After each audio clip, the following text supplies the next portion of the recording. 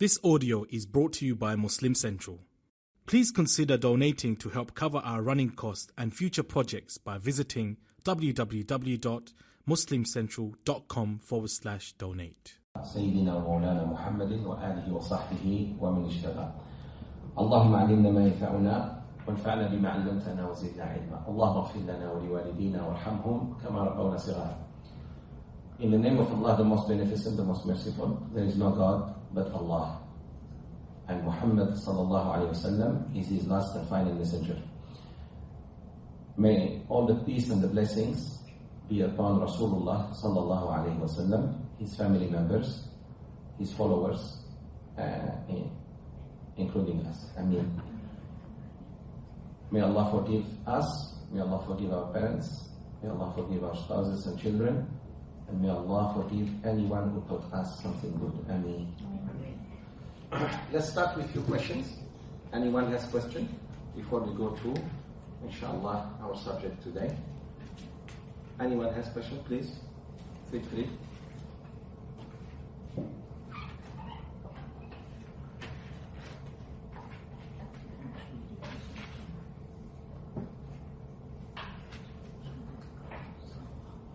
How many days left for Ramadan? Welcome, Sister Hanif. How many days left? 95 days. So Ramadan is very near. So start talking about Ramadan. Start talking about Ramadan to yourselves, to your children, to your loved ones, so that when Ramadan comes, we don't start working on Ramadan, we start reaping the fruits. Our Quran Salih ulama used to say, Rajab is the month of tilting the land. Sha'ban is the month of watering the plants. And Ramadan is the month of reaping the fruits. Most of us forget the ibadah until Ramadan. That's why sometimes it takes us a week or two to just start warming up. No. Rajab is very near, then after that Sha'ban, then Ramadan. So we need to, inshallah, start talking about Ramadan, at least to our children and to ourselves. طيب. Any question, please? Anyone has question? Go ahead. Any question? You don't have any questions?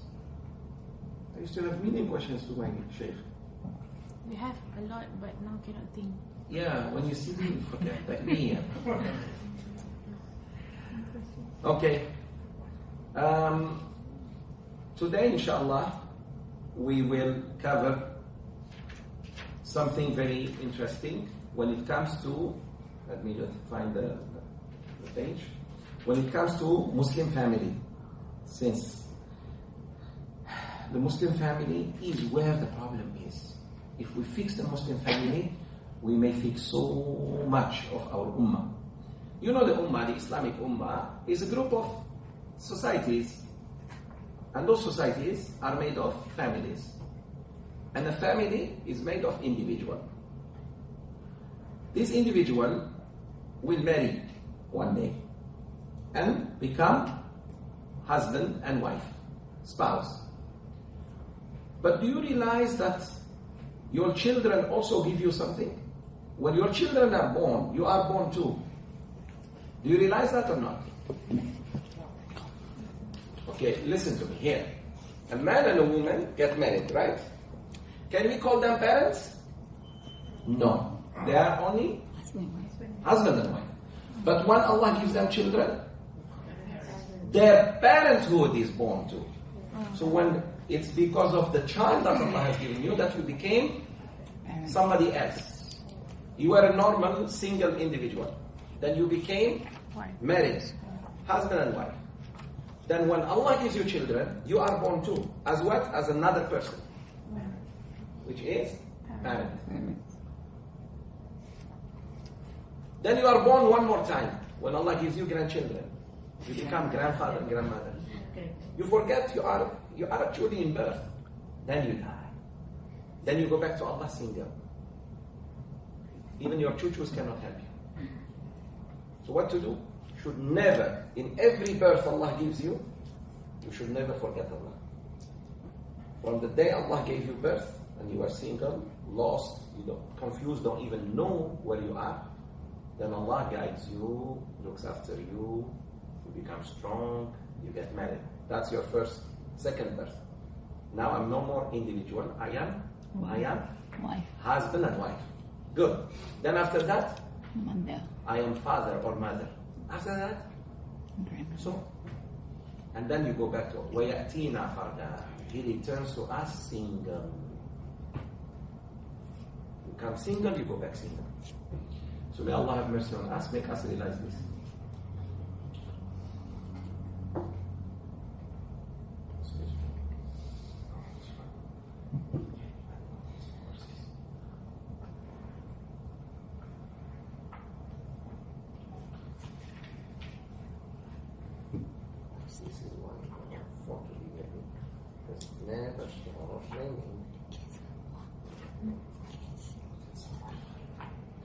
Okay.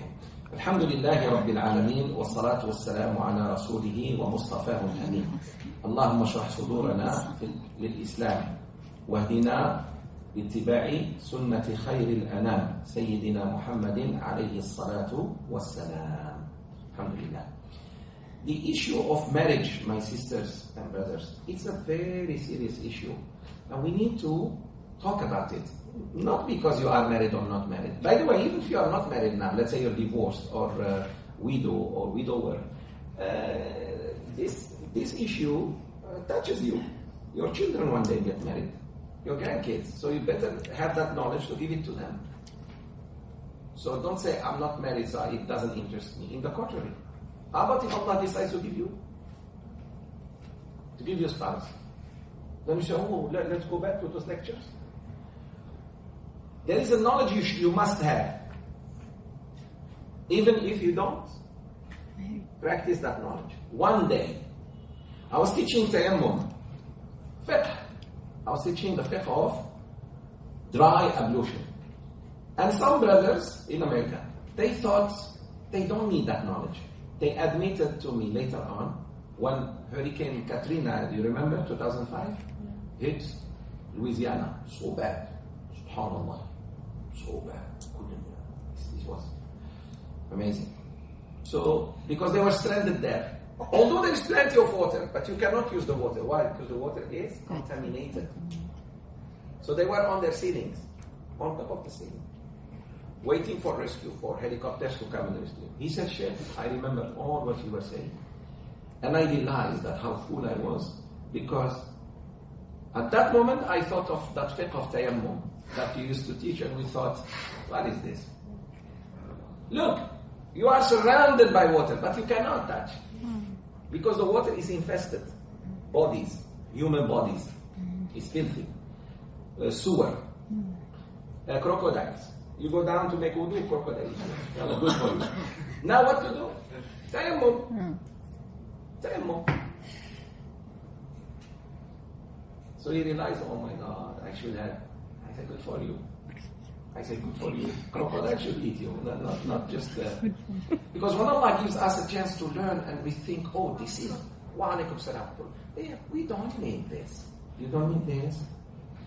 So, this issue of marriage is very important, since our series of lectures are called Islamic Family, and I admit that the Muslim family is not really strong. Why? Because the individual is not strong. Those who get married are not strong. The male and the female. They're not strong in what? Not in finance, not in physics. No, they're okay. In iman, in taqwa. So when they get married, most of us get married for what? No. Because it's the right thing to do. No. More than that.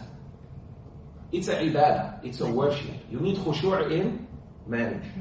You have to have khushu' with Allah Azza wa Jalla in marriage. So it's not just so that we have a family. More than that. Okay, if Allah decides not to give you family, children, then what? It's because it's the right thing to do. It's to please Allah. It's to help a person stay away from zina. It's to have children. It's to raise good Muslim community. It's to so many things. So Who has a question about this subject before I start? Maybe a question will trigger a better discussion about this issue I'm talking about. Did you realize that the majority of people, as parents, look what happens to it. This is a mistake. I mentioned this a couple of days ago to some sisters in a class of sisters. Is that the husband and the wife, when they get together, they forget that they have responsibility to Allah. She says, how can I please him? And the husband says, how can I please her? How can I be a good husband? And she, no, wait a minute. The pleasing of husband and wife lies first in the pleasure of the one who gave you that husband and wife. Allah. So the first thing, our responsibility is to Allah first. Then to the spouse, then to the children, if they come. This is where we mess up. Because we forget him. And he's first.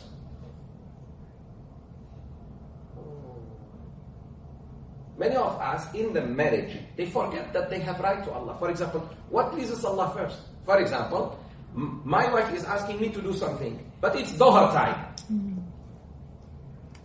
Most of you will run to your wives. Because hell will break loose later on. Like there. No, you go please Allah first. Say Salat first. Salat dulu. Then do whatever she asks you to do, groceries, for example. No. Your children. Their duty to Allah supersedes any duty to community, such as education. So I wake up my kids for Salat al-Fajr, and therefore they can go to school. But if I wake them only for school, Saturday and Sunday, no Salat. So they woke up for Salat actually because of school, not the other way. That's where we are wrong. That's why some of you sisters hate your parents-in-law. You cannot tahan them. You want the husband, you want the wife, but you don't want the mother of that husband or the mother of that wife. But Sheikh, no, they do terrible things. I understand they do terrible things. I know that. But because sometimes to take a flower, you have to bear the talking of the thorns. What comes with the flower, sometimes it's thorn. What can you do? But because if we do the marriage for Allah's sake, those things will not kill us. The pain will not suck you. There will be problems, of course. But minor. They will not take all your attention and make you full of stress. I'm saying this because I know many of, especially the youth who are not yet married, they have to understand this.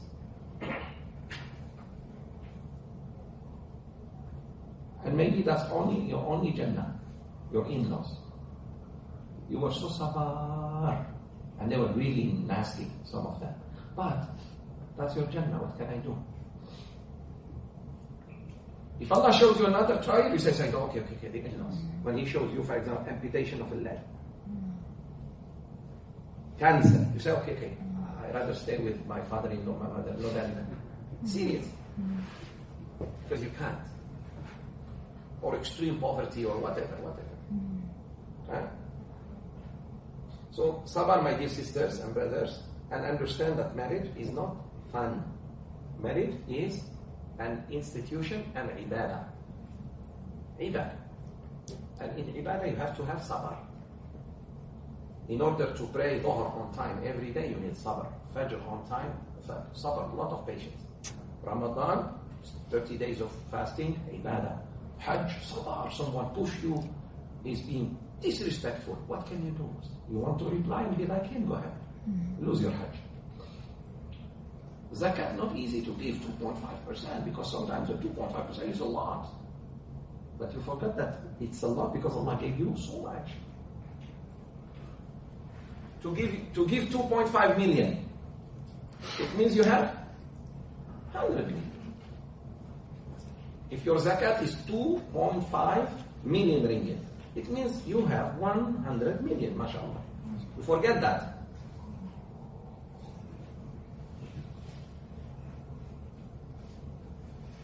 Yalla, I want one question before I go to the subject of family. And we start with al-nikah, the fiqh of nikah. Allah says, أعوذ بالله من الشيطان الرجيم فانكحوا ما طاب لكم من النساء مثنى وثلاث ورباع فإن خفتم أن لا تعدلوا فواحدة أو ما ملكت أيمانكم. In Surah 4, verse 3, Allah Azza wa Jal commands us to marry. So marriage is a command of Allah. But it depends on your situation. For example, if you are afraid of fitna and have the ability to start a family, marriage now is not optional, is wajib. Again, what? Wajib. For example, a young man has a job, alhamdulillah, or he doesn't have a job, but his father can help him. And he's afraid to fall into fitna. He must marry. It becomes wajib. And the ulama said, in this case, since there is fear of fitna, let's say society, women, maybe you work in a place where there are so many women and all women are after you and this and that. In this case, you must marry, and it precedes even Hajj. Even before Hajj. Okay, is this clear? To some people, it's haram to marry. Huh? Yes. Why? You know, you have you are extremely poor. You can't even feed yourself, let alone Sister Fatima, or whoever your wife might be. And you have a disease, and that disease is infectious. Then you cannot marry. You sabar here. Let's say you have AIDS, God forbid. You didn't commit zina, you got it from transfusion of blood. No.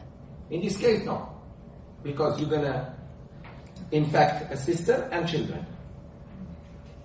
And you exacerbate the problem. Or you have a sexually deficiency.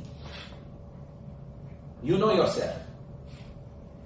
Certain men can't. So, better not. Not until sister asks divorce from you. It's called innin in fiqh. Innin is a man who cannot perform sexually. So he better not at all. Because part of marriage is sexual intercourse. You don't take a woman just to look at her. Is this clear? Then there is mustahab, highly recommended. And then there is mubah. So the general rule is mubah. But Allah Azza wa Jalla said, fankihu, marry. Second, there is nothing good except that Rasulullah ﷺ did it. And did Rasulullah marry or not? Very. So you marry, like he did. So this is about the importance of marriage. Why I'm saying this, and why ulama should speak about this? Because today there are many men who don't want to marry. And don't try even. No. Every Muslim should try to marry, inshallah. Should try to get married. And the sooner the better. Why? Because Allah Azza wa Jalla will reward you for that. Allah Azza wa Jalla will reward you for being a married man or woman. Rasulullah sallallahu alaihi wasallam said, لا تلقى الله أعزبا. Don't meet Allah single. Don't meet Allah single. Try to remarry even when the marriage breaks or the death or whatever. Right.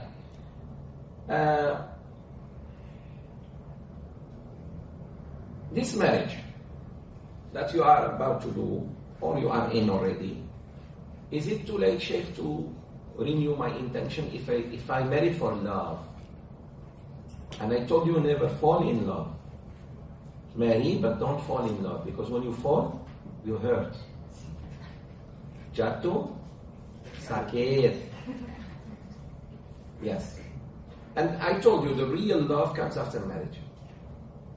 the real love, comes after marriage. So don't try to know someone before marriage. It's not going to happen. Whatever you're going to know, 99% fake. Ask married people. They were dreaming. When they got married, they woke up to a nightmare. Oh my God. Back here. Wa alaikum salam. So I want my brothers and sisters to lower your expectations so that when you see the reality of marriage, of your partner who is husband or wife, alhamdulillah, you never thought you were married, let's say, to Abu Bakr as-Siddiq or Khadija radiallahu anha. It was a normal human being like you. To strengthen you and make you better. And this is why, when you marry someone, is that he or she reminds you of Salat, wakes you up for Salat, reminds you of Ramadan, prepares your sahur. Not just the woman prepares, even the man. You see what I mean? Do Umrah together, become your mahram, travel with you. This is why we marry. And then the children, Allah will give them. And I told you, when Allah gives you children, He gives you something as well. I give you parenthood. You are not father or mother because of that child. That child also gives you something. The son or daughter gives you something. What is it? You become father. Father satu, dua, tiga, empat. So children also give their parents something during the birth of the child. Gives you a new status. You were husband and wife, you became father and mother. So this marriage, we need to be very careful what we marry for. Look, you may marry and get no reward. And you may marry and get reward. Which one you want? You get married and no pahala. Well, no pahala. Because you married for yourself. And you may marry and get reward, pahala. You married for Allah's sake. And please, careful to marry rich people. You, not you. You, ladies, if you ask a woman who she wants money, okay, I tell a woman. There was a young girl who her father told her, my daughter, you should marry someone rich or someone very famous or someone very handsome or who likes beauty. He likes beauty. She said, no, Dad. I rather marry a poor person. He said, why? She said, a rich man has a lot of money, so he may. What? Before rich man. A man who loves beauty, today he looks at my beauty. Tomorrow if he sees someone more beautiful than me, his criteria is beauty. He saw somebody more beautiful than your sister. What happens? Bye-bye. You become second. He goes to that one because she's more beautiful than you. He is so status high, he will look down at you. Like sympathy to you. I brought you from no background.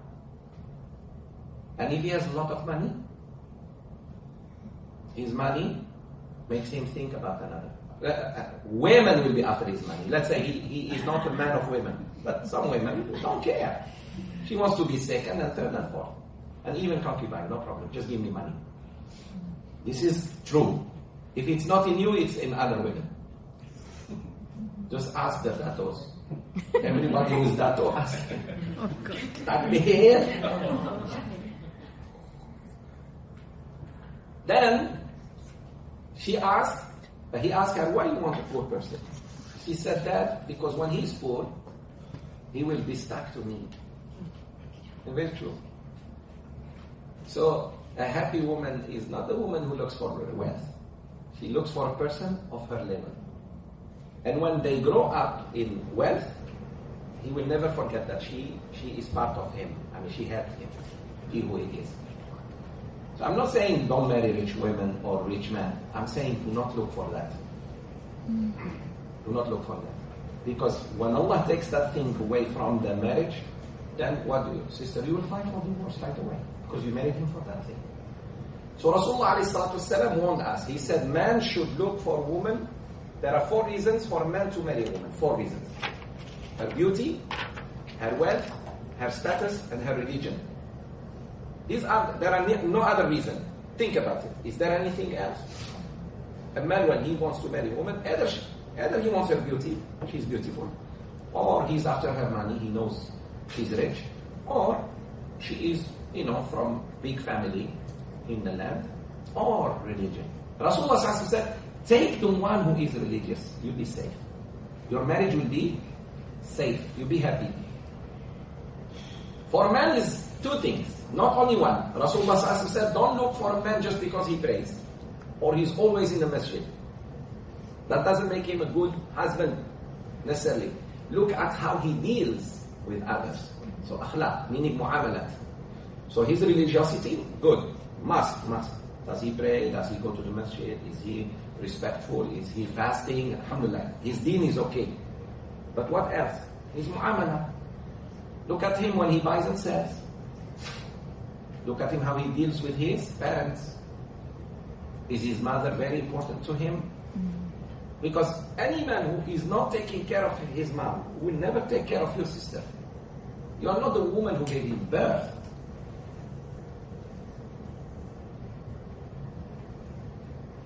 So don't give your daughters to someone who is not good to his mother. Now, number 1, no blessings at all. Allah will never bless that man. So these things help us to focus and narrow the good things so that we target them in marriage.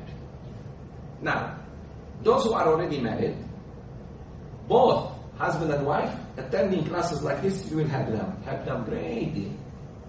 Because don't say, no, I have to remarry. Sorry, you're stuck. You're stuck. So you just fix your marriage. And that's it, and move on. So our youth, if we see them struggling, for example, I see my son struggling in his marriage, it means he's struggling in his ibadah.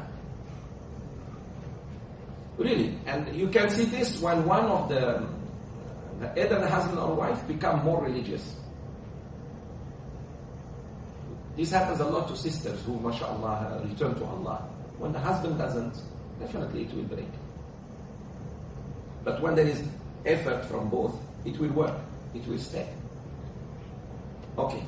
So, this marriage, first the niyyah is to please Allah Azza wa Jal, is to follow the sunnah of Rasulullah Sallallahu Alaihi Wasallam, is to help another Muslim not to commit haram, meaning that's why you marry, to protect yourself from haram, to have a family, to raise them according to Islam, to bring two families together, to unite 2 families, your family and her family. So, one action, multiple niyyah, multiple intentions. So Allah will reward you so much. You did only one thing, you got married, but you had all this in mind. Allah subhanahu wa ta'ala will give you so much reward. Don't forget that. So, that's why before you get married, which something very good they do in Malaysia, and in all masajid, they teach people, which is good. Maybe a weekend or 2 weekends. Minimum, is fine. Very good. Something I really highly recommend. That people before they go to the masjid, they study a little bit. Yeah. Kursus is called? Good. You know, what are my rights, what are my duties as husband, as wife, what should I do, this and that. This is very good. I highly recommend that. And that is called premarital counseling. This marriage also, Allah subhanahu wa ta'ala performed it himself between Adam and Eve. Marriage is the second most important contract on earth. After Iman is faith. Belief. Faith in Allah is the first contract. Iman. Second contract is marriage. And it's the only way a male and the female can come together. There is no other way. Haram. Boyfriend and girlfriend. Haram. So how? A male and female are haram to each other. They become halal through this institution. And this institution has its laws. Number one, a good man doesn't talk to the woman. He goes straight to her father or mother. Sister, if your future husband doesn't talk to you and goes straight to your father and mother, he's a very, very good person. Why? He's a very good person.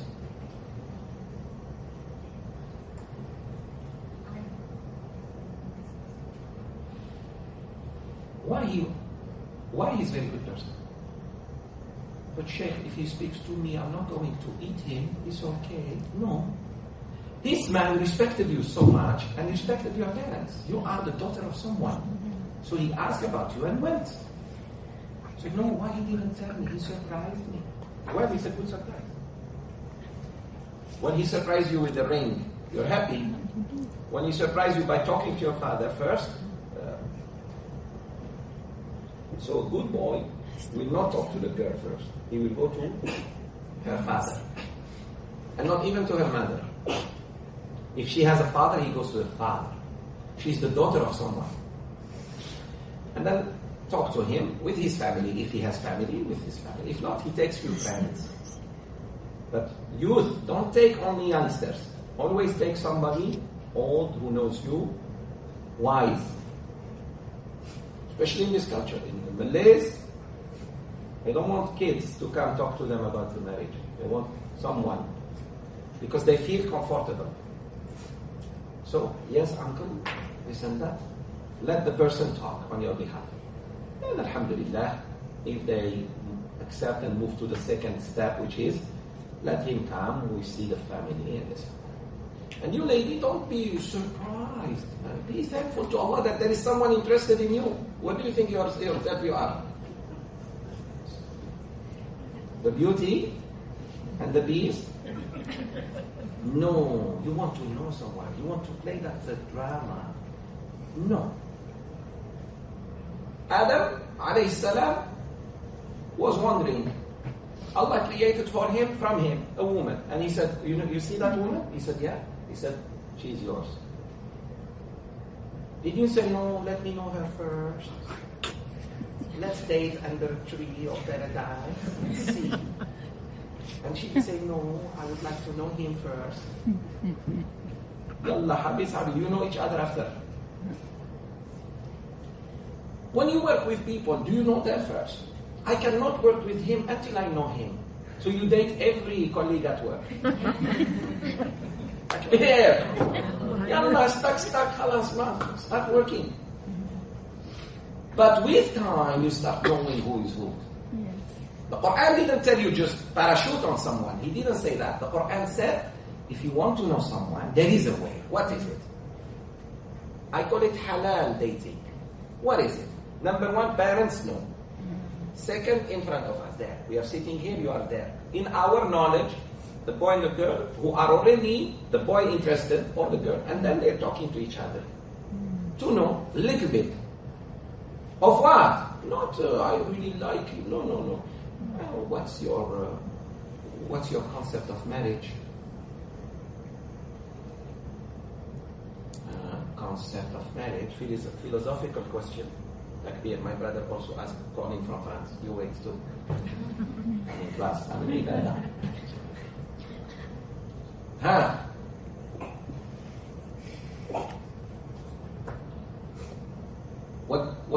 What do you think a Muslim family is? Really? Why did you choose me? Never say to a woman your beauty. A wise woman will hate you for that. But they so why you taught me beautiful? Thank you very much. Meaning, if I was a woman and someone tells me I like you for your beauty, I will not like him. Why? There's always somebody more beautiful than me.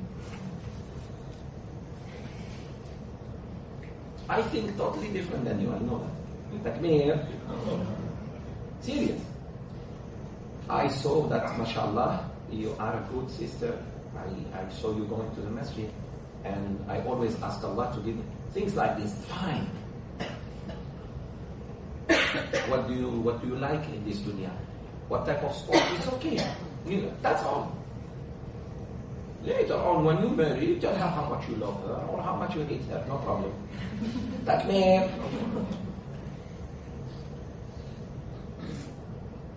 Nawafil, why are you laughing? That man. You cold? Covering yourself. Look at that. And I was thinking to take you to Palestine for jihad. You already covered. That man. Okay, cover yourself. It's okay. Cover yourselves. You look like dead people. Kafan. Yalla. Cover yourself. You too. Ready? Yalla, ihram. Labbaik Allahumma labbaik. So, this is how. And then, alhamdulillah, Allah Azza wa Jal will make some kind of attraction. Halal attraction. Then they move to the when, if they accept, if the girl says, alhamdulillah, I like this boy, and he says, I like her. And sunnah is to eat something together.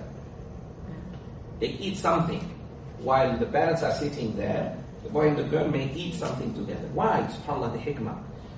He might not like the way she eats. She might not like the way he eats. He makes so much noise. She can't live with a man who, you know, serious. There is hikmah. And you know, subhanAllah, when a man wants to marry a woman, he can see her hair. She can remove. Only to him. If his brother is coming, no. Let's say his brother is coming with him. No. Yes. Why? There should be an attraction. Maybe he doesn't like her hair. Maybe she doesn't have hair at all. Yeah. That's sunnah of Rasulullah. Many of us don't know this. It's haram for a woman to reveal her hair except when someone wants to marry her. She can uncover part of her hair. That's all. Now, if the marriage happens, alhamdulillah. If it doesn't happen, the man has no right to say how does her hair look. Let's say she has beautiful hair or not beautiful hair at all. He cannot talk to his friends. Is this clear? Yes. All right, very good. This is sunnah of Rasulullah alayhi salatu wasalam. We need to revive. That's why these things must happen indoor, not outdoor, in the family. And who should come? The family of the boy should go to the family of the girl, not the other way.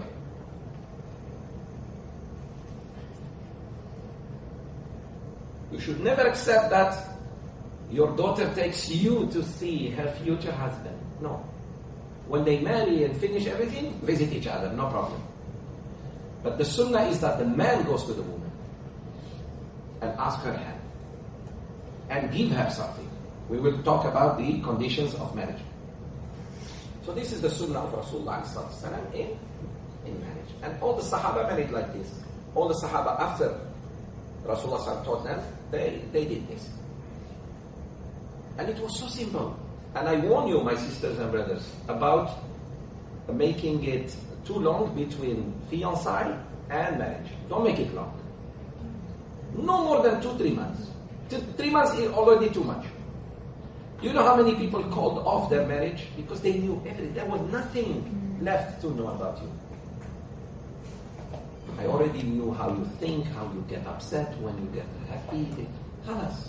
There is nothing left to know.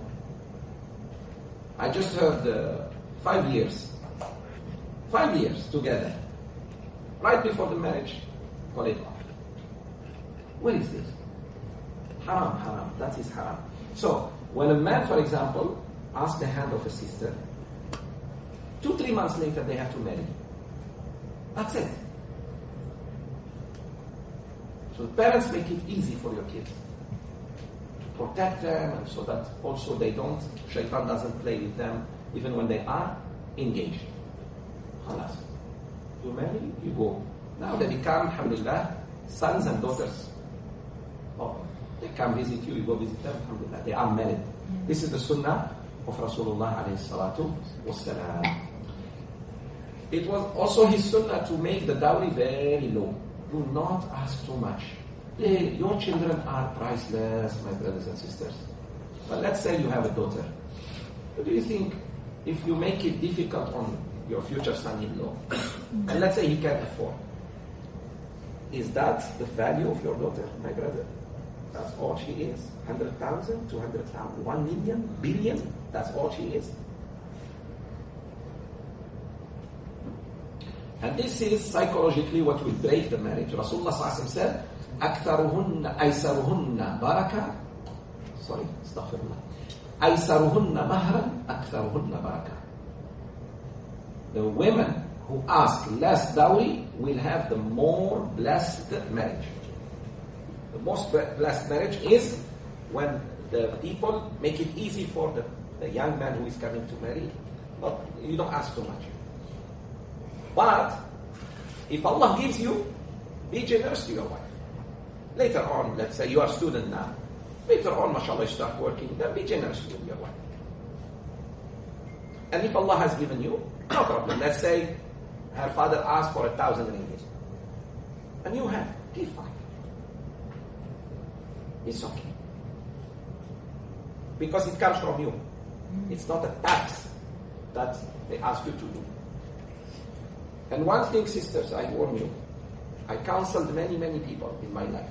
One of the most abuses men do to women is because of the dowry. Because the man feels he bought you. Your father showed him no mercy when you have to give this or otherwise. So he feels compared. So he felt like he bought you. Not he was like you did him a favor. That's why in Southeast Asia, I am really amazed at, mashallah, may Allah reward you, sisters and brothers, for not asking too much. And like some Muslim countries where the dowry is like, you go to the moon and come back, it's cheaper than like me here.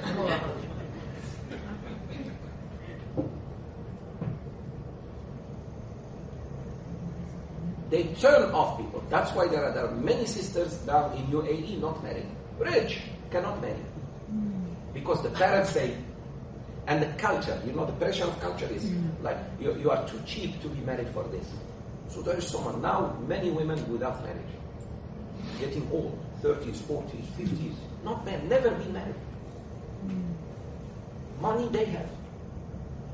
And it's not their problem, it's the problem of their family. Father says, I will disown you if you ask only. Astaghfirullah. So this is Jahiliyyah. We need to fight it.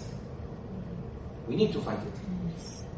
The most beloved human being to Rasulullah ﷺ was his daughter Fatima. May Allah be pleased with her. You know how much he asked? Marrying her to Ali radiallahu anhu.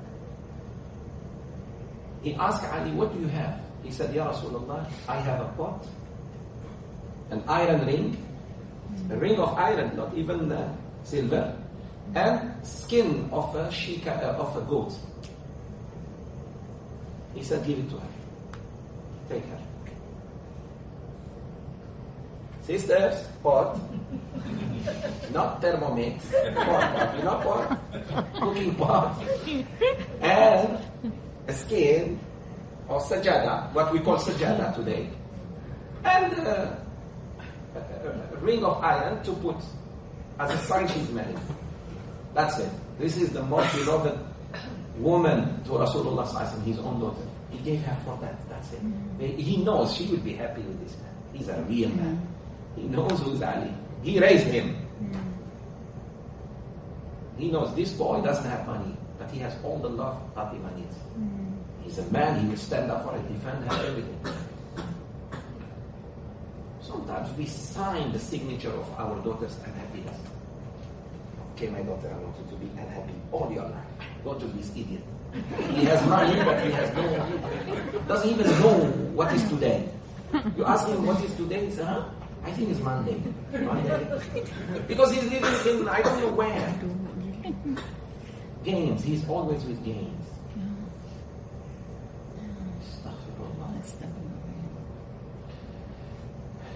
In some parts of Algeria, just to tell you, if you don't know how to slaughter and skin off a sheep, you can never marry. First test. You go to see your father-in-law, future father-in-law, and ask him, Uncle, he said, okay, slaughter sheep. Meaning you cannot even feed my daughter and make her survive. You want to marry her.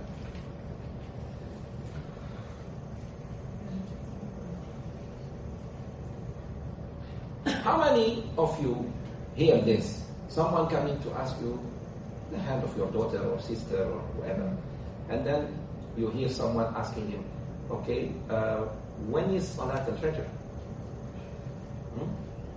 Salat al-Fajr. Automatically we will say 6:10. Adhan, 6:10. In which masjid you pray? I don't ask you about do you pray or not. No, you pray or not. Wajib. You don't pray, I don't even talk to you. In which masjid? Does the imam know you? You may pray and get your shoes out. And the father-in-law is writing. So you should have what? Questions and answers. Questions. Fail. You don't even know at what time Salat al-Fajr is. You want me to give you my daughter? Things like this. You same thing, sisters. Ask him, when is Salat al-Fajr? What type of question? In which masjid you pray? Very important questions. That's it. These are what we should be asking in any interview of or getting married or something. Same thing for the sister. Maybe she's wearing hijab just culturally she wears hijab. She doesn't believe in it. Why do you wear, sister, this hijab? Oh, because Allah commanded us in the Quran. That's the right answer. Alhamdulillah. This sister knows it. Oh no, because it's Nilofar. I like it. You like it, Nilofar. And the other one is what? Kashka. Kashka. I never heard of it today. Today I heard of it. So serious. Some Malays, they wear hijab not because it's a religious conviction, it's culture. I'm a Malay, so I wear it. No. You have to wear it. You know why you wear this. Because Allah commanded you to cover everything except your face and hands when you go out of the house. Out of the house, you cover everything except face and hands. Inside your house, wear as you feel comfortable. Simple as this. And Allah will ask you, my brothers, about your wives and daughters. He will ask you. One of the questions Allah will ask man after in the grave. Did you tell your wife to wear hijab or not? Your daughters. Allah will ask you. Because you can get so mad at them for something else. For makan, for school, but for obeying Allah's command. And sisters, whatever you show from your body will be touched by fire. I swear to Allah. Hadith of Nabi Sallallahu Alaihi Wasallam. Anything a woman shows outside her face will be touched by fire. Jahannam. Let's say a woman shows her hands. Her hair. And I told you, this is not a joke. Hijab is not a joke. Let people say whatever they want. Don't get confused. You see in Surah Al-Ahzab and Surah Al-Nur, you will understand. Surah Al-Ahzab 33 and Surah Al-Nur. It's not a joke. And not only Muslim women are commanded to wear hijab. Sayyida Maryam al-Batul, alayha salam, the mother of Jesus, peace be upon him, how does she look? In any church? Cover, hijab. Why? Because it was the right dress of any woman. Pious Christian women, they cover. Jewish pious women, Orthodox, they also cover. So it's not any woman throughout all the time.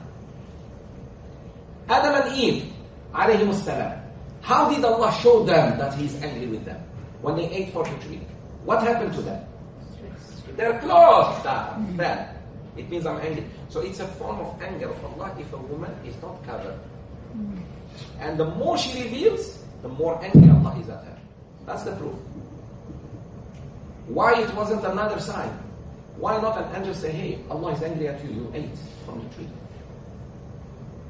His clothes dropped, her clothes dropped off. What happened? Oh, we sinned. That was the code between Allah and them.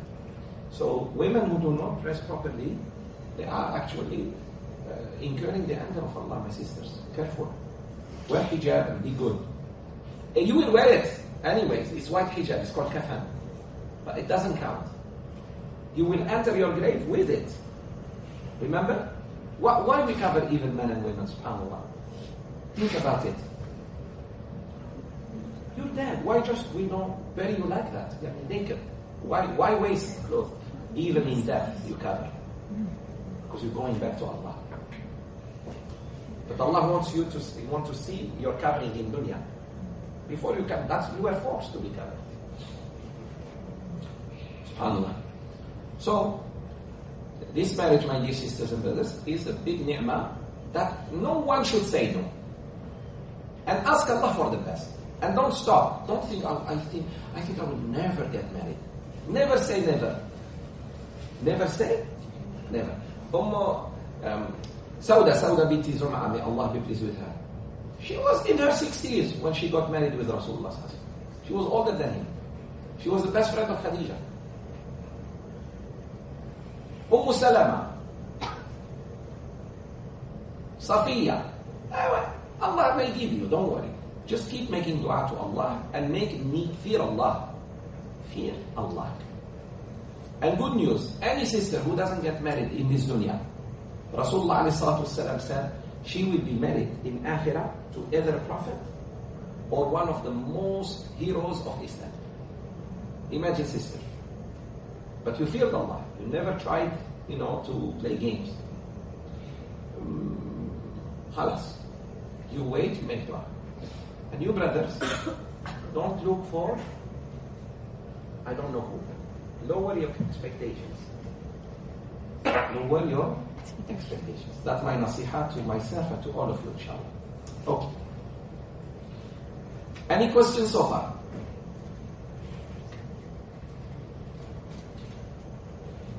Now, when a man marries a woman, please understand you are not just marrying that person, he or she. You are marrying the family.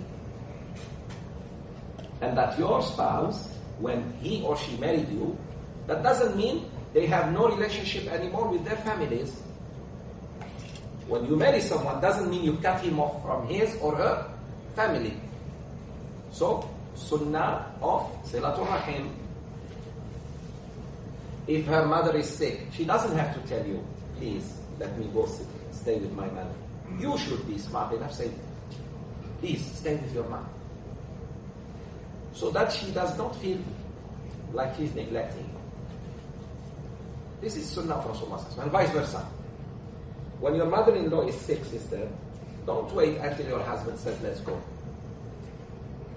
And she is never your competitor. She loved him before, he's her son. And when the father of your wife wants her to stay with him, don't feel jealous. That's her father who raised her and made her your wife. You'll be angry or jealous if you find your wife talking to another man who is not her brother or something. Why? Which is musibah now. Big musibah. One reason for divorce is that the man finds his... by the way, sister, why you have to train with a man? Explain that to me. Why your trainer is a man? Why you train in the first place? You're going to die anyways. Why you training? You go training. Oh, you want to keep beautiful. You want not to lose some weight. Stop eating rice, you lose weight. She goes train and with a man. That's already fitna. Haram. One sister was telling me that, I said, well, that's the problem already. Even if your husband doesn't see you, that is haram already, wrong. If you have to train, I don't know why you train, because you're going to liberate Palestine or whatever. Then in that case, look for a female trainer. For example, let's say, mashallah, you're a special bodyguard woman, you need to train. Another woman trains you. Why men? And you too, when you train, why you train with women? And then you start saying, oh, she talks to me very nice. My wife always yells at me. Takbir. Now shaitan. Serious. Training. I'm shocked that sister's training. They're going to the Olympics or I don't know what. Astaghfirullah. What's wrong with people? I'm not against walk, sister. Walk. Wear your hijab and walk. Sweat, no problem. But don't, or in your house, you have a treadmill and work there. No, it's not funny, it's boring. Because no men look at you. When a man look at you, you stop running, you come back. No motivation. Astaghfirullah. Any woman who goes out of her house, Rasulullah said, and creates fitna, the curse of Allah will fall on her. Rasulullah said that, not me. Any woman who goes out of her house and she creates some kind of fitna to men start looking at her body or her. How about when she starts jogging and stretching and I don't know what, carrying 10 kilos? And in the house she can't even carry 1 kilo of rice. Her children are dying with hunger. Like there.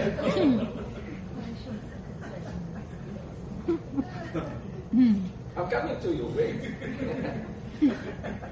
Our brother can take 200 kilos. Of food, mashallah. 2-3 hours in the gym. He's covered. He cannot push this. It's not even 500 grams. But 200 kilos, motivation. So you are weak. So why are you pumping your muscles if you cannot even push your cover for Salat al-Fajr? La ilaha illallah. You got it? Ladies carry 10, 20 kilos when it comes to just 500 grams of rice to cook for no. This is the problem of the Ummah. We are not serious with Allah Azza wa Jalla, even in marriage. And we think marriage is just, sexual intercourse and that's it. No. Marriage is rahmah. Marriage is responsibility. Marriage is kindness. If you cannot even smile in the face of your wife, what do you think you are? It's not going to happen. So Rasulullah ﷺ said there are four conditions for marriage. If one of them is missing, the marriage is null and void. Number 1, Hijab and Qabul. There should be proposal and acceptance. And usually it's the man who should propose. Sister, wait for someone to propose to you. You're not that cheap. You're not cheap. He proposes. By coming to your family and asking the hand from your hand. That's the present, not to you. And even if he comes to you, say, I have a father, or I have an uncle, or I have wali, I have a brother, I have. Please see my family first. Number 2, there should be a wali. No woman marries without wali. Wali is a form of spokesman, protector, guardian. That's all. Sister, even if you are 60 years old, you should have a wali. And by the way, your son can be your wali. Let's say you are a widow or divorcee, and your son is alive. He should represent you. No problem. As he should bury you. You know, son should bury his mother. Husband and son go down in the grave, bury the mother and wife. That's the sunnah of Rasulullah. Unless one cannot. It's too emotional. It's okay, tell him, come back. But the sunnah is that.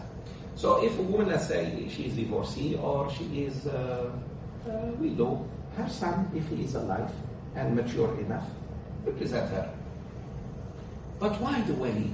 Why the woman cannot marry herself, even if she is prime minister? Look, she's prime minister, but someone wants to marry her, she has to have wali. It's the law.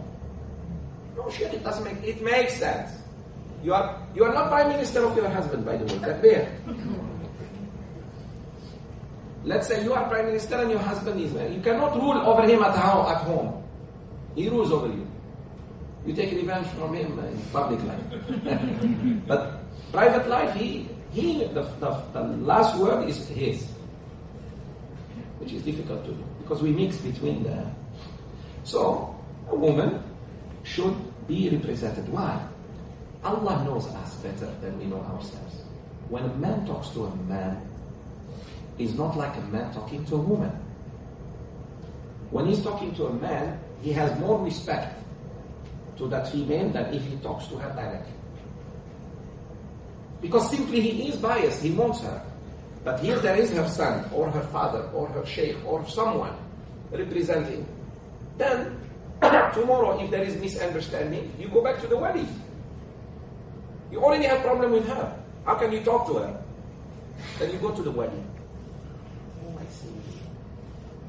Alright. 3, there should be dowry. A man gives dowry to the woman. And this has nothing to do with exchanging gifts. And by the way, it's not wajib, gifts are not wajib. Don't confuse hantaran with maskawin. Do not. Dowry is what the man has to give to his wife as a symbol of what? Of financial responsibility. I will look after you, sister, all my life until I die. That's what it means. It's a prototype. That's why even if it's a ring of iron, Rasulullah ﷺ said, give her, one Sahabi was about to marry another Sahabiya, he said, give her even a ring of iron. Give her something. There must be something. To show that I will look after you financially, I will look after your sister and give you your, financially I am responsible for you. It's not the other way. Now, if they want to exchange certain gifts, actually it should be between them. What is a gift when I give it to you in front of everybody? I expose you. I may embarrass you with that gift. See what I mean? So you, the Malays, I attended many weddings, you put 6, 7, and she has to put 6, 7, and everybody has... That's a form of show-off. Yeah. You shouldn't do that. But the dowry should be known. Especially to who? To the 2, which is number 4, 2 Muslim witnesses. 2 Muslim males witnesses. These witnesses, you bring them from the masjid, not from the bar. You go to the masjid, you find 2 good Muslims who are regularly say, please come witness my marriage. Don't bring anyone who calls himself a Muslim from anywhere. No. If it's a family, uncle. Yeah, but what type of uncle? Abu Jahl was uncle. Abu Lahab was uncle of Rasulullah sallallahu alaihi wasallam. Hamza, yes. Al-Abbas, yes. But not Abu Talib. Even when Abu Talib was good. But he's kafir. So, what type of uncle? Hey, there are secular uncles. Careful. They're Muslim only by culture. The mind, completely, no, sorry. You're my uncle. And I like you as my uncle. But I will call another uncle who is very pious, always in the masjid, for example. No problem. Family members can. And preferably young. Why? Don't bring the oldest about to die witness and die. We need you. Bring someone in his 20s, still young, sharp. Do you know where are we going? Yes, we are going to marry our sister, so and so. Okay, very good. Very good. Don't die, okay? Witness. 20, 30 more years. Don't bring me an oldest about to die and say no. Because he has to stand. So tomorrow when there is a dispute, who to call? Go to the, mashallah, Qubur and say, Uncle, that man's still alive, alhamdulillah, healthy. Yes, sister. It's open. When can we use Wali Hakim? Very good. Wali Hakim, when there is a big problem between husband and wife and they cannot talk to each other. We bring Wali Hakim from him, Wali Hakim from her. That is the fourth and the last step of fighting. Well, I'm coming to that. Wait. I'm coming to that. Don't worry. Just remember Wali Hakim. Yes?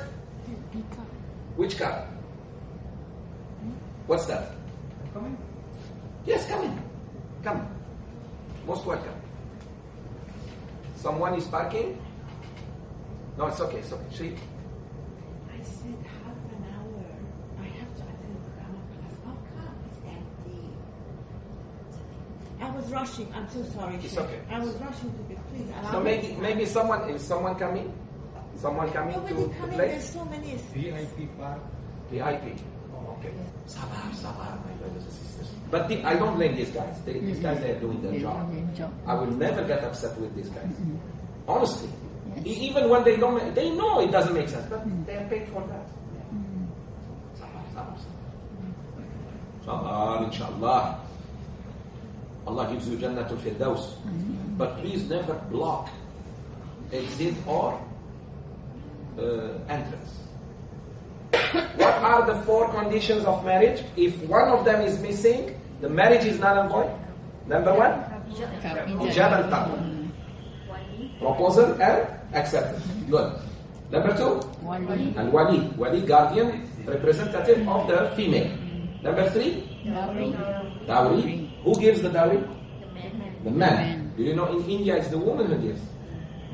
And the higher you are in education, the more money you get. So I think all men should go to India. Takbir. Number 1 should do there. I will do hijrah to India. Huh? What is that, Maryam? She just said that all the Middle Eastern women not married because the father has so much. Yeah. Not all, but big number. Yes. Because Jahiliyyah. Jahil. If they practice Islam, they wouldn't do that. But then the Indians give a lot of money. Yes. Well, they don't give. But there is another thing. Indian cannot marry Arab. You see another problem. Father will not allow. Yes, Jahil. But we are not saying that is the right thing. We are saying the problem is deeper than what you think. That's why we need to follow Islam and not the culture. Because the culture is not necessarily Islamic. Where is it in Islam that you have to put rice on the hand of your... you throw rice. Rice, Allah give it to you to put in the paddy field. Not on the poor husband and wife. Takbir. Air Zamzam is to drink, not to put on Allahu Akbar. Yes. Serious. Air Zamzam, as if they are going to be husband. Zam. Zam satu, zam dua. What is this? What is this jahil? Allah gives you Zamzam so that you drink. I give the boy and the girl Zamzam to drink, but not on their hands, to bless it. Like also qubur. You make flowers. And you put Zamzam. Zamzam is to be drank, not to put on the qubur. If that person didn't do well, put all the water on Zamzam, he will burn in hell, in the grave. So the Ayasin, they read the Ayasin and then they fall? Ayat Yasin, there is nothing called Ayat Yasin. Thank you. There is nothing called Ayat Yasin, water of Yasin. There is Surah Yasin. Read it and try to understand the meaning and practice. Ayat Yasin, coffee Yasin, tea Yasin. So if I put water and coffee and I read, both of them become. So I say, coffee Yasin. True. Yeah. Thank you. Yeah, I know those things. Yes, sister. Yeah. Right. Lot. In Malaysia, in Indonesia, in Argentina. Lot of Lot of them. Why? Because we got away from Quran and Hadith. Most. What are we doing Sunday? Studying what? Quran and Hadith. Why? Because we lack it in our real life. Imagine our children when we send them early, especially the first hour, 7:30 to 8:30, Agama, Islam, Quran, Hadith. Oh, they come home very done. Science, English, Malay, Bahasa Melayu, Arabic, physics, chemistry, for example. MashaAllah. But started with Quran, with Hadith, fresh mind. They just had breakfast. No. Agama, last hour when they're tired. Ustaz himself is sleeping. It's true. Yeah. Right, Sister Hanis or not? Takmir. Last period, Same in the Islamic first hour for math. Okay, no problem. We have no problem. Say, last hour, Islamic studies. Islamic studies. When a child is out of his energy, he's just looking at his watch to go home. He's tired. So you see how but we say we have Islamic Agama in class. Our children put. Before I answer that question, go ahead. Yeah, no. Here, Wali Hakim is when the nikah time. Oh. Yeah. Wali Hakim is before? Nikah. I mean, during the nikah? Yeah. Okay. Alright. Maybe in your culture. But alright. Let me talk about that person. Wali must be Hakim. Must be wise man. That's why we call him Al-Wali Al-Hakim. Wali Hakim. Meaning the Wali cannot be the craziest person in the family. Or tempered. He will call off the marriage just because, no, he should be wise, waiting, and he knows what to say to the boy, helping the boy. The boy is trembling, shivering, like we have seen on YouTube. He repeated something else, I don't know what. You saw, no, he should take it easy. Okay, the condition of the, oh my God. When Algeria calls me, I panic. You know why? Yeah, somebody. Yes. But maybe they want to just say something. No, twice they called me for my mother. They don't call. When they call, they one for mother, one for father. So. No. If I answer, I won't teach you. It's okay. Well, I imagine it's not with me. It's somewhere else. So, that's why sometimes I don't want to be near me. Here. And when I don't reply to you sisters, it means I am teaching.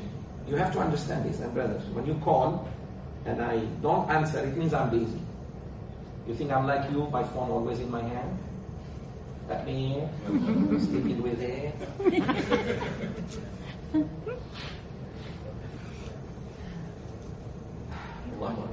So, the condition of the Hakim, the Wali, is to be wise. Number one, mu'min, fear Allah. And he has to be wise because he needs to know what to say to the boy. We are giving you our daughter. I hope you treat her like a princess. If you treat her well, Allah will look after you and her. Things like this. So the man is like, mashallah. There is the other one, which is called Hakim, is when there is a problem between husband and wife and they really cannot talk. So they try 3 steps of solving the problem, which I'm going to come inshallah to say. Number one, he advises her. If she is wrong, if the problem is from the woman, sometimes something wrong happens to women. I don't know what, but you know, right? Like they have the married one. Something wrong. Hormone kicking, I don't know what. So the nushuz is from the woman. When the woman makes problems, the husband should advise her first. Remind her of Allah. Make her remember. That's why it's so easy to marry. When you marry a religious woman, there is common thing that you remind her. She has no background. How can you even remind her? Teach her from scratch? No. So a woman is saying, Sana, please remember, Allah loves those who obey Him. There is paradise, there is Jannah. So she understands. Imagine you keep she doesn't even know what is paradise in heaven. Second, If after a few days of reminding she still is disobedient and she's creating troubles, then you do not sleep near her. You stay away from her in bed, but not outside the house. You don't go, for example, to your mother's house. Most men do that. Once they clash with their wives, he goes to his mom's house. No, you stay in your house. But don't sleep near her in the same room. Go to another room. If this doesn't turn her down from her rebellion, then spank her. With what? Where is my siwak? I brought it with me. I left it in the car. Okay. Siwak? SubhanAllah, I was in my hand, and maybe just when I left, I brought it. No more than this. On her hand and thighs. Just to tell her, listen. This is going to tell her, I'm really upset, and we are in step 3. But never to the face. Haram to leave a bruise or shake her while she's pregnant. Haram, haram, haram. I'm telling you, brothers, there are some violent brothers. Haram to touch a woman. Keep her, this and that. Na'udhu billah. So this is a reminder that, listen, sister, I'm about to end the relationship. After this, we call a wise man from her family and wise man from his family. Because her own husband tried 3 things with her. It didn't work. And this is dignification, a dignity for a woman. For a woman, okay, sister, since you are not listening, we're going to give you chance number 4. Meaning, we try to solve the problem from outside the circle, vicious circle. So we go to her, let's say father, or someone who is wise, cool-headed, and we call from the same from the family, from the boy's side, talk. So what's the problem? Our son is saying this is what she's doing. Then she says, her representative saying, our daughter, these are her, legitimate whatever. And then they will find out solution. If after this doesn't work, then they just proceed to divorce. That's all.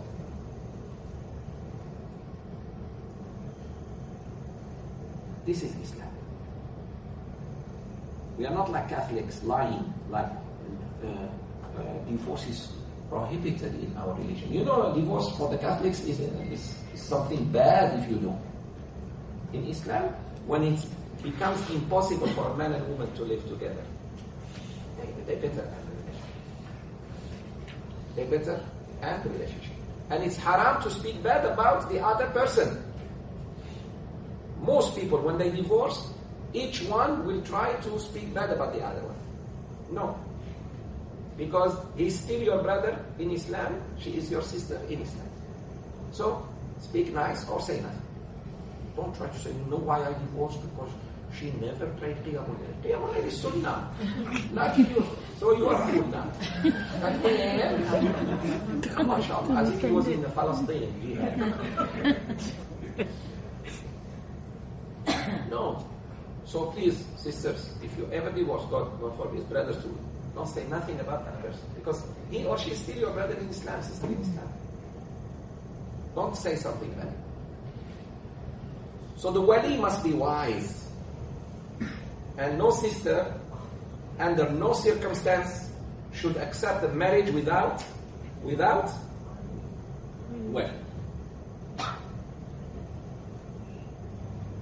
Alhamdulillah, this is very clear in Malaysia. Even a revert sister who wants to marry a Muslim brother, like it happened to me a lot in Malaysia, in America. I always ask one of the brothers to be her wali, or I be her wali, before she marries another person. So that person always, oh my God, wali is Sheikh Zoubir, wali is brother so-and-so. Meaning, and we tell her, sister, these are your rights, these are your duties. And alhamdulillah, she goes and gets married. And some of them left good life, wealth, left and chose Islam. Yes. So, must put them in the right, subhanAllah, with the right people. Sure. During the marriage ceremony, you have whichever couple. So when the father proposes that, we have this lafaz, Yes. and the groom has to say it so perfectly. He's a nervous guy, Yes. so he never gets married. Then he tells him, instead of he saying, I would like to marry your daughter, he says, I would like to marry you. He's so nervous, in the late. No! It should not have been, it shouldn't. It's like this. Look, subhanallah. I say, repeat after me. In Arabic. And I make it word by word. زوجني. زوجني. ابنتك. Your daughter.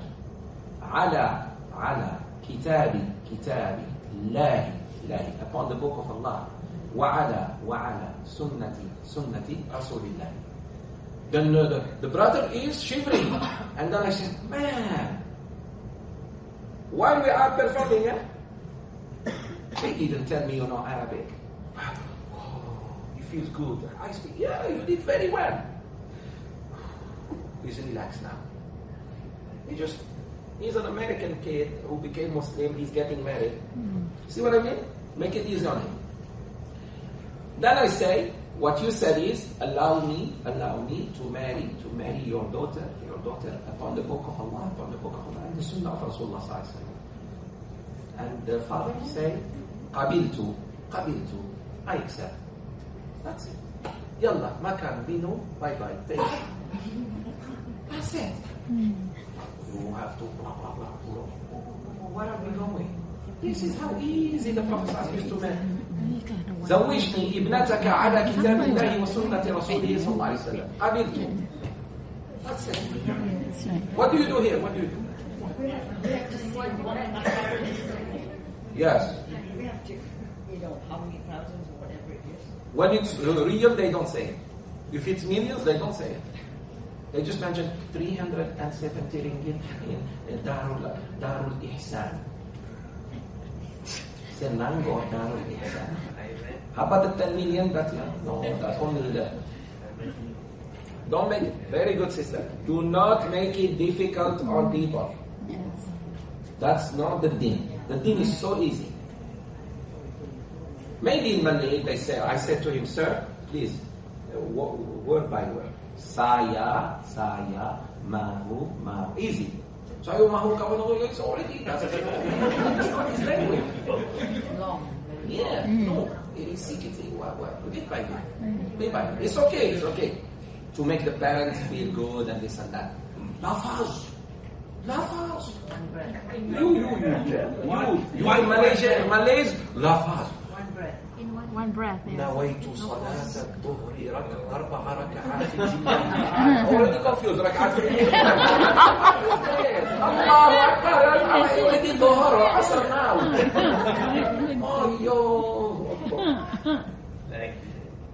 that day I never forget this here in this man Allahu Akbar.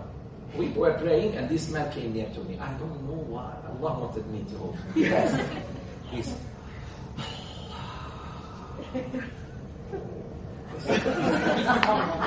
I said, Sila, check-up started. Yeah. He was playing Sila. He was not praying. And I was like, when I said, Alhamdulillah, khalas, he's Allah. Then he nullifies them. He's still like warm me, bring me. We were about to do ruku', he's still, It's too much. You stand before. Now, what is the next salah?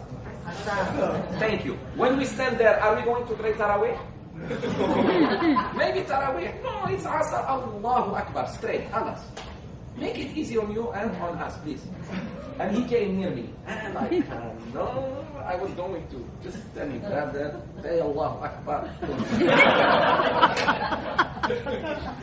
It's too much. It's too much. Maybe alone you're trying that. When people are praying, please. Another thing. Oh my God, here in Malaysia. How ugly is that? But I think it's okay for you. Sorry. I saw. And they push it. It's not like it came out. You understand? Sheikh Zoubir is not praying at that time. I really like to slap faces. This guy, Fajr, ya Allah, Fajr, Salatul Fajr, ya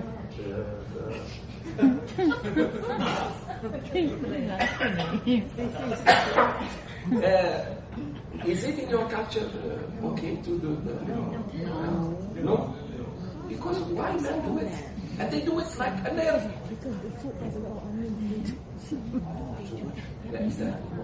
Ramadan? Yes, sister, go ahead. No, you go ahead. And that check. This when we are praying Jum'ah, and after the Imam has read Fatima, it's our turn to read. Sometimes in the Jum'ah we read very loud. Yes, correct. Don't read loud. Even the Imam in Dhuhr and Asr sometimes reads loud. Here, especially if there's a taqwa. Sometimes I say, I hope that Imam doesn't lead us in Dhuhr and Asr. I say it. Maghrib and Isha Fajr, no problem. Look, Allahu Akbar, silent salah. You hear him. Alhamdulillah, Rabbil Alameen. Ar-Rahman Ar-Rahim. Tashahhud, you hear it. He's no more silent. At-Tahiyyat, As-Salawat, Al-Mubarakat. What are you doing that? That is silent salat. Yes, you are right, sisters. Sometimes also the brothers, they like force you to like wait for them. Why should you lead or me? I am leading. Allahu Akbar. I'm the pilot. No, it's like, brother, we are still reading our Fatiha. Rasulullah said, Ma'moom follows the Imam, not the other way. Yes, Muhammad, before Sister Shani. Yes, good. How are you? Hi. Good to see you. Yalla, Sister Shani. Yeah. Just now you performed that nikah. That is Wali Hakim. No? You are Wali Hakim? Like here? No, I was the Imam. Yeah, so here. I will tell you, Malaysia style, I think we will clear up once and for all. Because our definition of wali and your definition now are slightly different. Okay, so what is it? When somebody marries your daughter, so your daughter needs to be given away by a wali. And there are criteria of how you become wali. Okay. Most times it's your father. Okay. So if your father, then your father becomes wali. Yes. If your father is not around, maybe it's your brothers or your uncle, whatever. I don't know whether this is Same. yeah, okay. This is same. So in that context, the wali is a person who gives away their daughter away. Yes, that's correct. That's what I was saying. No, so far the wali who marries the daughter is exactly what I said. I agree. I've not so okay. First rule, Yes. Halas. Come to the time of Hijab and Kabul. The wali is there, ready to give away your daughter. Then it's not the husband that's shivering. It's the wali that shivers to give away the daughter away. They said, cannot. The imam is there. Can you become Kadi. the Qadi is there. Can you become wali instead? I cannot do it. They said, okay, no problem. So the Qadi becomes the wali in that instance. Yeah. So what's your question? I'm just giving the situation. Yeah, because he was the Imam. Here also Qadi lah, Imam. Qadi, Imam. What you call Qadi, I was the Imam, yes. Yeah, so is that wali the same as if in case later on got problem, he is not? No. Yeah. No, the Imam who married them does not have to be involved. Unless they want him, he is the Imam, they want to talk to him, come sleep, no problem. But Islamically, when there is a problem, you go back to the wali. For example, the husband is upset with his wife, cannot talk to her. He should go to her father. Uncle, please look at mine. And the man should be fair. Listen to him, then listen to his daughter. Not because she's his daughter, she's always right. No, it's not like that. In that instance, is the marriage okay? I mean, It's okay. If the father is around, the wife is around, but he's given. It's okay. It's okay, no problem. As long as he agrees. Because it's the right of the father to agree. Now, we don't agree with the father, or we don't need the father if he is racist. He's against the marriage just because he's black. He's against the marriage because he's Indian Muslim, mama. Or he's a Chinese Muslim. He is this. We say why, brother? Is he not a Muslim? Didn't he come to you? Does he have a job? Is he a bad person? No. Why are you against him? In this case, we say, fear Allah, brother.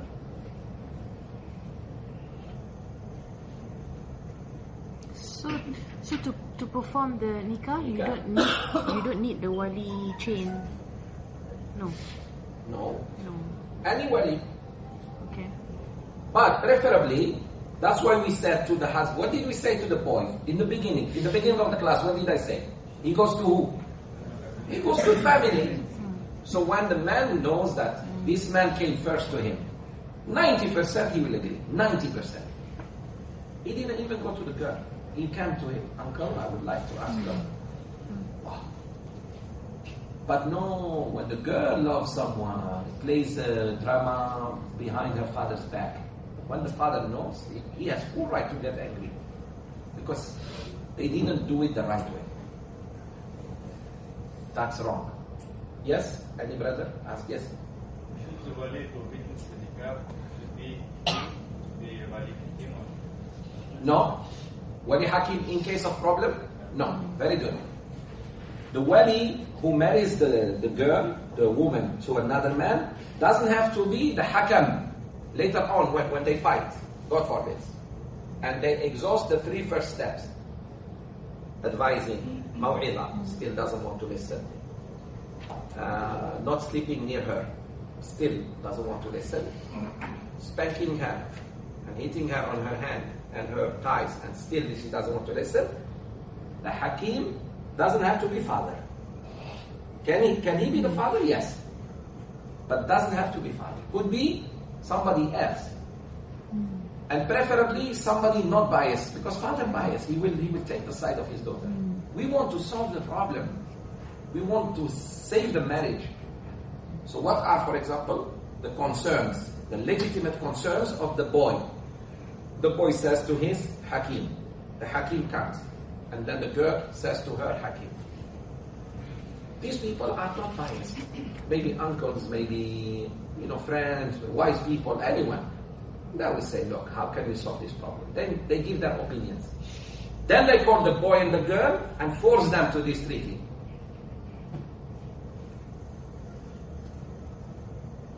That's it. You mentioned earlier, when you marry the family. Yes. And your wife's mother, your mother-in-law is like your mother. Yes. And you take wudu, your wudu is only when you nikah. Yes. What is the wisdom if something happens to your marriage?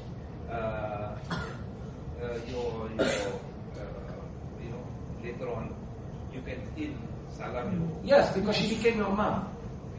Sisters, brothers, the in-laws, they become haram for you forever the moment you marry their daughter. You, the moment you marry a man, his father becomes haram for you. He can never marry you. But you have to consummate the marriage first. If a man wrote the nikah, aqad, but did not consummate the marriage, he never slept with his wife, and then the wife died, can he marry her mother? Can. Although they aqad nikah, but he never slept with her daughter. Later on, let's say he likes her, she likes him, they want to marry. Which would be a great movie drama, by the way. Number one. Never happened good. Allah gave that. Same thing for the other way. The boy was about to marry a girl, and they in nikah, but they never went together in a bedroom. Never happened. Then the boy dies. His father, can he marry? If she accepts, yes. No problem. But the moment they consummate the marriage, she becomes your mother-in-law, even God forbid if your wife dies. You can go hug her, sit with her, how are you, mother? although you married her daughter, can I still shake hand, never renew my wudu? Of course, she's like your mother now. What's the wisdom in that? What is the wisdom? In that, after forever, after. What is the wisdom of not marrying or touching? The wisdom of her being a mother even after. Because you marry, khalas. So that, alhamdulillah, so that if she lives with you, she doesn't have to cover from you. If you go visit her, okay, wait, tell her to wait until I do look home. No, alhamdulillah, because you are her son. You married her daughter, khalas. Same thing for your father. She is his daughter now. If he sits with her and hug her and play with her, you have no right to say anything. She is his daughter. Like he's playing exactly with his daughter. But after consummating the marriage, not before. Okay, what else? Yes? What's the minimum age of Minimum age? Takbir! The brother is ready. Takbir! Okay. As soon as the boy becomes baligh and the girl becomes baligh, they can marry. The girl can marry even before the age of puberty. Before she gets her period, she can get married. Differentiate between Sharia and culture. In some cultures, no, you can't do this, yeah? Or you can do it. No, the deen doesn't set a date. 100 years old woman can marry. 100 years old man can marry. Don't let now the Orientalists come and teach you morality, because they are the most immoral people on earth. I never take morality from the West. I take technology, I respect them for it, but not akhlaq. We have the best. And our best teacher is Muhammad sallallahu alayhi wa sallam. وَإِنَّكَ لَعَلَى خُلُقٍ عَظِيمٍ. Allah subhanahu wa ta'ala, above 7 heavens, witnessed that the best man on earth in ethics is Muhammad sallallahu alayhi wa sallam. So why you go take from them? Take from him. Go see. So, a young woman can marry, but we say better just to, protect the right of a girl, so she's quite understanding. But if her father is still there and protecting her, her mother, her uncles, where is the problem? Where is the problem of a young girl of 12 or 13 years getting married? In Turkey, there is a kampung. By 25, everybody is grandma. Serious. I'm not joking. But why? Because everybody at the age of 12 gets married. By 13, you are already a father. By 25, your son is getting married and he is the son. That's why they live long and they're healthy and they help each other. For us, you can let your children do anything except marriage. Because our concept of marriage is very distorted. I was talking about marriage in America, in Houston, right after 9/11. And I was talking about these attacks because they start attacking Islam. Right after 9/11, they start attacking Islam. So I chose 20 points of what they attack and answer them one by one. And the audience, huge audience, I remember. One African-American sister, Sister Ramona, may Allah bless her, she raised her hand. She became Muslim in jail. SubhanAllah. Some of the best Muslims come from jail. She raised her hand and she said, Sheikh, can I say something? I said, go ahead. She took the mic and she said, why are we guys, and there were many non-Muslims there, why are we guys surprised at Islam and Islam? I second what Sheikh said. My own grandmother got married and she said, I will bring you the marriage certificate signed by a judge of Louisiana at the age of 10. 10. The judge agreed, married. So, your own laws, your own people don't know. You don't even know.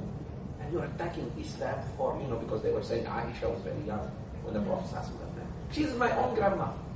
My grandma. And she showed me that. She brought it later on. And I really wanted to have a copy. I forgot. forgot to take copy. To show it to you. The state of Louisiana, judge so and so, allowing this marriage. So, because by the way, the states are quite different in their laws. Like here also, some of the state laws are different. SubhanAllah. So even in America they do that. But the media, when they attack Islam, they want you to. Alright. So here we say that at the end, summary, that Islam, my brothers and sisters, is the only institution, marriage is the only institution Islam agrees for a man and woman to be under same ceiling. Simply because that man and that woman were haram for each other. To become halal, it has to be with the agreement of Allah first, His Rasul second, according to Sunnah, then the parents. Then the parents. That's why I don't encourage any young man or any young woman to marry without the blessing of the parents. Don't do that. And parents have right over you. It's not what you like. It's what I like and my father and mother likes. It's not, I like her, I will die. Die. You're still waiting to die? Die. We wash you and throw you in the grave. Don't worry about it. But don't do that because you will suffer. You will really suffer because your father and mother never agreed. So don't go do things behind their back. It's not fair to parents who raised you in this and at the end they are just invited like anybody else. Oh my God, what's that? But I blame parents for this. Some parents don't care. It's his life. No. Don't interfere a million times, but and from day one you should have told them certain things. He also said that it's the most important contract after belief. After belief. The contract of Iman is between Allah Azza wa Jalla and us, and the contract of marriage is between male and female. Very important. Okay. 3, we talked about certain mistakes that happen in the khutbah, in asking the hand of a girl. Never go straight to her, go through her family and this and that better. You know, we have seen even the woman when she asked, may Allah be pleased with her, our beloved mother Khadija radiallahu anha, when she was interested in Rasulullah sallallahu alaihi wasallam, she didn't go to him. SubhanAllah. Why? So that she does not make him uncomfortable. Because he worked for her. Look at what. And in case he says no, he doesn't break her heart. But when you send it through someone, go ask so and so if he wants to marry me. And if he says, sorry sister, I can't. When she goes and tell her, alhamdulillah, at least there is a buffer zone. You stop him somewhere, brother, I would like to marry you. Now he's shocked, malu, rainbow, all the colors. Heart attack, he may die. Now you killed him. You are a criminal, you go to jail. Or he says, sorry, I cannot. Now what? You see? Hikmah. Alright. He breaks your heart now. Never go straight. Then don't do that. Alhamdulillah. That's why there are parents, there are friends, there are this. So what did Khadija radiallahu anha do when she got interested in Rasulullah sallallahu alaihi wasallam? She sent through her best friend, Nafisa. And Nafisa didn't go straight to him. She went to his uncle, Abu Talib, and she said, please, I have something to say, I'm very shy. He said, go ahead. She said, do you know Khadija? He said, then who doesn't know Khadija? The noble woman? He said, she's interested in marrying your nephew. Who? Muhammad. Allahu Akbar. MashaAllah. Let me ask his uncles. Thank you. It's dying? Yeah. Oh, thank you. Well, let me ask his uncles. So the uncle went to his uncles first, not to Muhammad sallallahu alaihi wasallam. He went to Hamza and Abbas. May Allah be pleased with them. They became Sahaba. What do you think? He said, very good. Then they call him. Son, am I in trouble? 3 uncles want to talk to you. About what? About your future. What do you think Khadija is interested in you? Khadija, my boss. He said, yes. He said, what do you think, uncles? They said, okay. He said, okay. The news didn't go straight to Khadija, went to the channel. Nafisa, tell her, we agree. But everybody was happy. No problem. But no, you are influenced by Bollywood. You want to dance together, you want to cry, you want to do this. Then, father still killed the hero.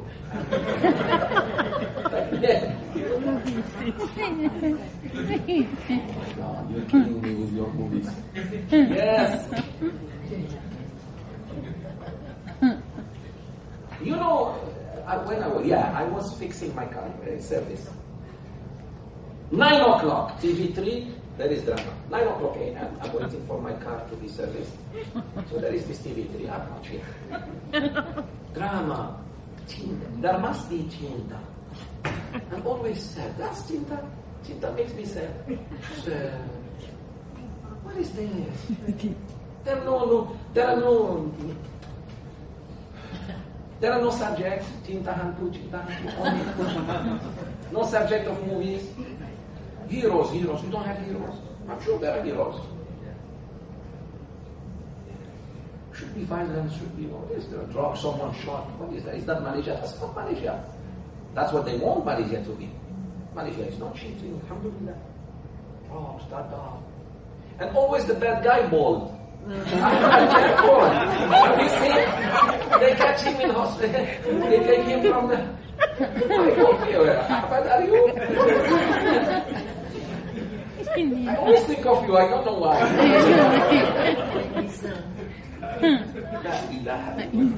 So my brothers and sisters, may Allah make us always happy. But serious, these issues of nikah, be careful, serious about them. We will move on, inshallah, with this type of series to anticipate future problems and to avoid them. Because the reason why we learn this, so that our children, the mistakes we made, inshallah, our children don't fall in them. And maybe there is a problem coming, I know how to handle it from the Sunnah of Rasulullah sallallahu alayhi wa sallam. So this was the.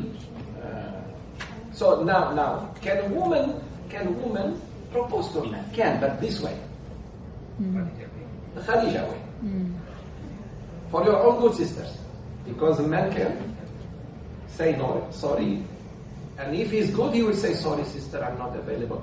Will not shout at you or look at you down or something, which is very not true. You know, alhamdulillah, the sister doesn't want to do haram, she wants to marry.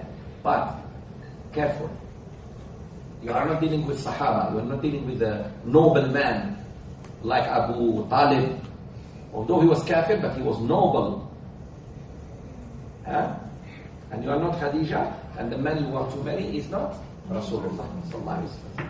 So careful. Yes. And one more question? Sure, about Sister Hani's question, isn't it, on Wali Hakim? I answered. I thought I answered. What did I say? Wali Hakim. I said, okay.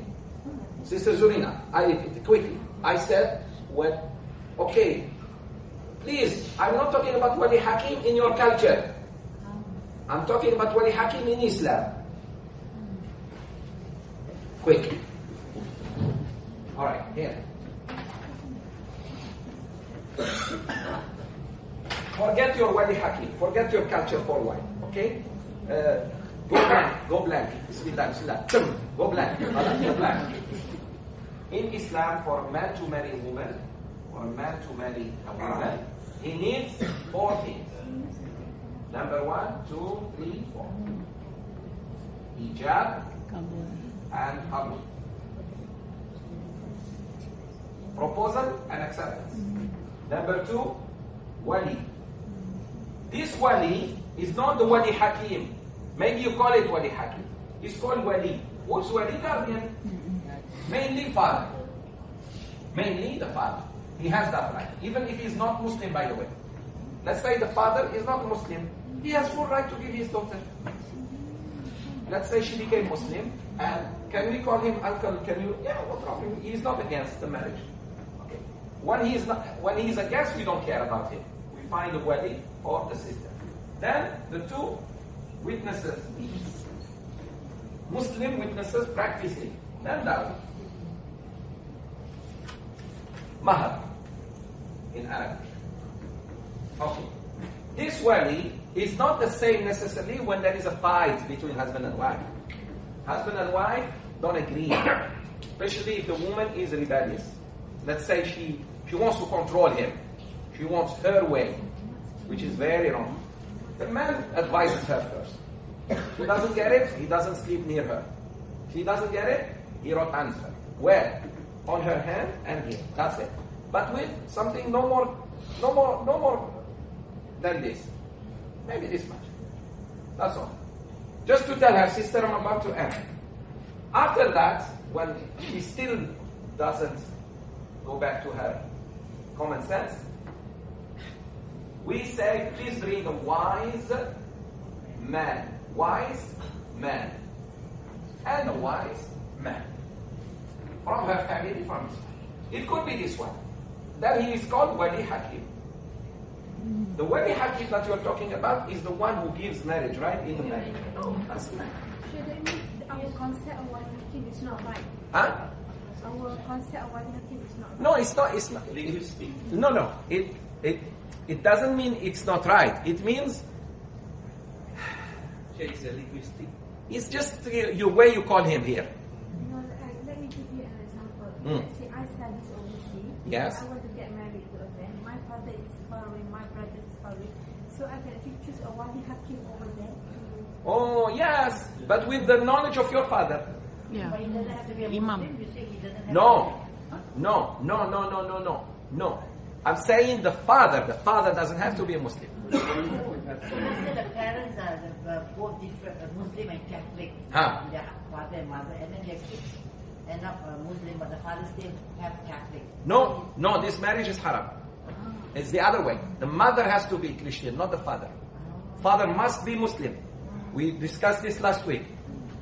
Remember the brother who passed away and his wife couldn't even bury him, and they're accusing her because he was kafir. He is non-Muslim. She is a Muslim. And this is a mistake. Never marry non-Muslim. Alhamdulillah, look, for you, it's clear. Allah slams the door in your face. Overseas, they have so many marriages. That's wrong. All those marriages are null and void. They register. Islamically, even if you register them in every country, it's haram. It's not registered with Allah. It's zina. No Muslim woman should marry a non-Muslim man. Period.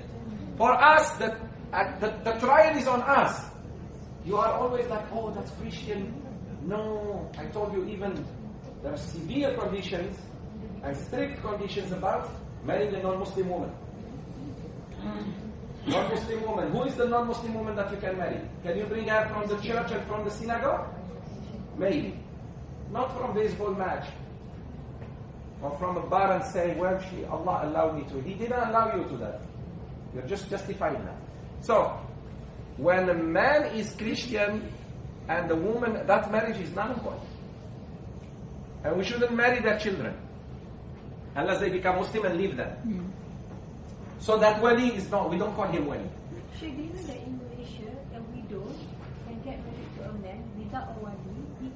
She can choose her own wali. Can. When a married woman can choose her wali. A married woman, divorcee or widow, can choose, but when she is virgin, young, no. She has to have a wali. We choose for her. She has no right to choose. But if she already got married, she can choose someone. She says, please be my wali. Yes, brother? You are waiting for someone? Oh, you're going to use? Okay. We're going to finish in 1 minute. MashaAllah, more questions. What can I do? What if the wali who's going to marry the daughter is a Muslim, but it's not a good practice Muslim? He can. A wali doesn't have to be a very good Muslim. I said he doesn't have even to be a Muslim. But let's say he doesn't object his daughter to marry someone, no problem. We honor him. And I know someone who embraced Islam because of that. I said, where is the father of this girl? He said, Sheikh, he's not Muslim. I said, bring him. So would you like to be? He said, yes, yes. Half an hour after that, he made shahada. After an hour. He said, you honored me. And I saw my daughter happy. I never saw my daughter happy until she got married. SubhanAllah, he made shahada after that. Half an hour after that. Witness must be good Muslims. Witnesses must be very good Muslims. And young. And young, takbir. And bold and handsome, takbir. Last question from my sister. What if a woman is divorced or her spouse has passed away? How long must she wait to remarry again? 4 months and 10 days. No more before. I mean, not before. She can wait. She cannot say, no, your father just died. I have to wait for 10 years. Actually, she's dying to marry. She's just pretending that. Takbir. رَبَّنَا آتِنَا فِي الدُّنْيا حَسَنَةً وَفِي الْآخِرَةِ حَسَنَةً وَقِنَا عَذَابَ النَّارِ. Ya Allah bless everybody here. Especially Sister Hanis, whom we didn't see for ages. Takbir. Ya Allah, those brothers who are coming all the way from Kajang, may Allah bless them. Sisters who are coming also from far, may Allah bless them. Those who are not married, may Allah make them happy and give them great spouses very soon. Those who are married, may Allah make them happy. They are stuck, what can they do? They should thank Allah and that's it. رَبَّنَا آتِنَا فِي الدُّنْيا حَسَنَةً وَفِي الْآخِرَةِ حَسَنَةً وَقِنَا عَذَابَ النَّارِ. السلام عليكم. Sheikh, we have an announcement about your trip. Yes, thank you. I am leaving, inshallah, on Monday, not tomorrow, next Monday to Bangladesh. Anybody would like to give something to the Rohingyas? I just want to remind you, the best people who deserve zakat on earth now are the Rohingyas. So even if from your zakat, you can give, inshallah. I have still 1 week to collect before I go, inshallah. Anybody who has something, please put it here if you want. Is there a class next week? There will be class next week, inshallah. Inshallah. Because my flight is early morning Monday.